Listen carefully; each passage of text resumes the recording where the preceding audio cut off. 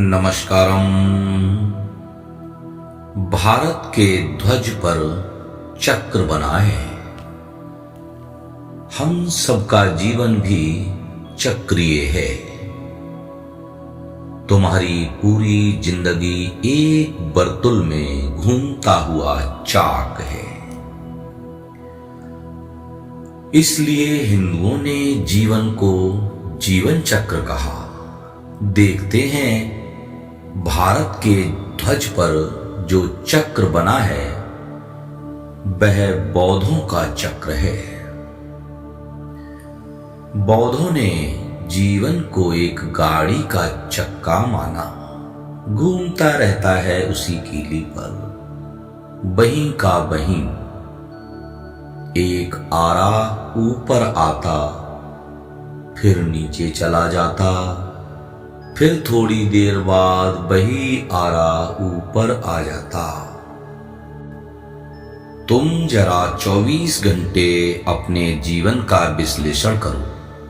तुम पाओगे क्रोध आता है, फिर पश्चाताप आता है, फिर क्रोध आ जाता है, प्रेम होता है, घृणा होती है, फिर प्रेम हो जाता है, मित्रता बनती है, शत्रुता आती है, फिर वही मित्रता का भाव बनता है। ऐसे ही चलते रहते हैं आरे, घूमते रहते हैं चाक, और जीवन का चक्र निरंतर चलता रहता है। चाक का अर्थ ही है जीवन में पुनरुक्ति हो रही है। आप सदैव अपनी भावनाएं, अपने कर्म, अपने विचारों को रिपीट कर रहे हैं। आप रिपीटिशन मोड पर हैं। वहीं का वहीं रोजाना जीवन घूमता रहता है। यह चक्र जीवन चक्र है। मनुष्य का जीवन चक्रीय है। वह निरंतर चक्रीय अर्थात पुनरुक्ति में ही जीता चला जाता है। कब जागोगे इस पुनरुक्ति से? कुछ तो करो, एक काम करो।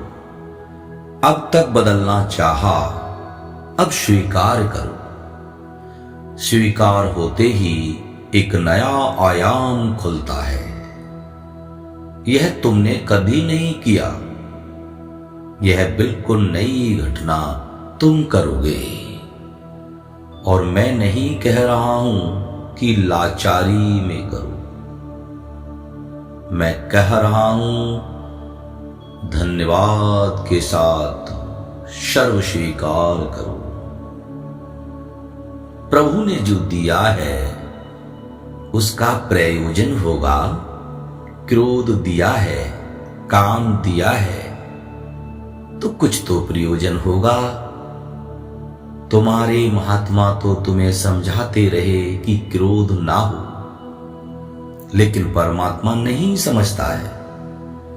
फिर बच्चा इस जगत में आता है, क्रोध के साथ ही आता है।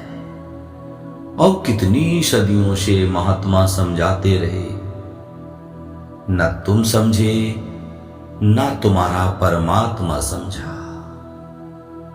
कोई समझते ही नहीं महात्माओं की बात। महात्मा मरकर सब पहुंच गए होंगे स्वर्ग में।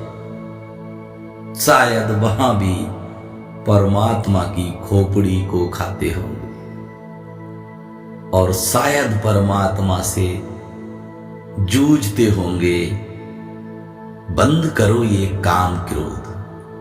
क्यों बनाते हो आदमी में यह सब बीमारियां? जरूर झगड़ते होंगे। लेकिन तुम जरा सोचो, एक बच्चा अगर पैदा हो बिना क्रोध के, जी सकेगा? उसमें बल ही ना होगा, उसमें रीढ़ ना होगी, वह बिना रीढ़ का होगा। तुम एक धप्प लगा दोगे उसको, वह वैसा का वैसा ही मिट्टी का लौंदा जैसा लुढ़क पड़ेगा। जी सकेगा वह? उठ खड़ा हो सकेगा क्या? क्या चल सकेगा इस संसार में वो?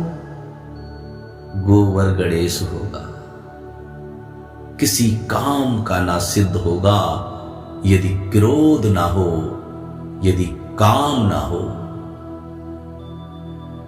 तुमने कभी ख्याल किया, जिस बच्चे में जितना क्रोध होता है वह उतना ही प्राणवान होता है, वह उतना ही ऊर्जावान होता है, वह उतना ही बलशाली बनता है।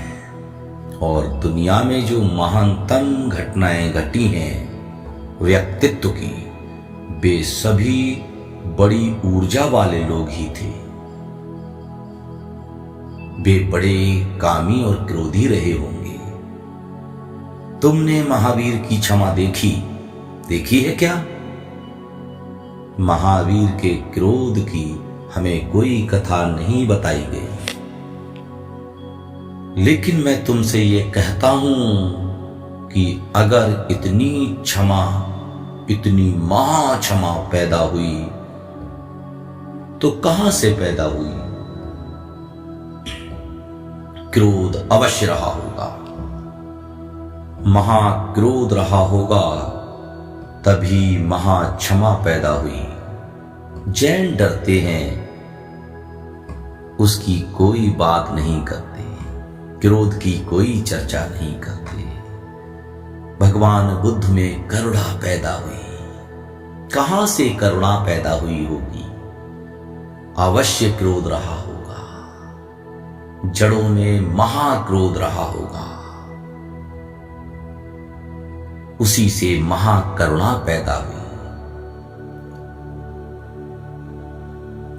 अगर इतना बड़ा ब्रह्मचारी पैदा हुआ तो जरूर बड़ी काम वासना रही होगी। अगर काम वासना ना रही हो तो वह ब्रह्मचारी भी नहीं हो सकता। क्या आपने किसी नपुंसक को ब्रह्मचारी होते देखा है? और नपुंसक के ब्रह्मचारी होने का अर्थ क्या होगा? सार भी क्या होगा? जो क्रोधी नहीं है वो क्षमा क्या करेगा? जो कामी नहीं है वो ब्रह्मचारी क्या होगा? जीवन के चक्र में सभी आरे अनिवार्य हैं, इन्हें स्वीकार करो। कुछ भी बुरा नहीं है, कुछ भी बुरा नहीं है। चले जाएंगे, विदा हो जाएंगे। ये जीवन की ऊर्जा है, इसे रूपांतरित करो। ध्यान तुम्हारे काम क्रोध को क्षमा और करुणा में बदल देगा। ध्यान करो, सतत ध्यान करो, रोजाना ध्यान करो, सुबह शाम ध्यान करो, ध्यान में रहो। जीवन को ध्यान और प्रेम से परिपूर्ण बना लो। ओशो नमन। अष्टावक्र महागीता प्रवचन नंबर 5 से मैंने ये संकलित किया। पुनः ओशो नमन।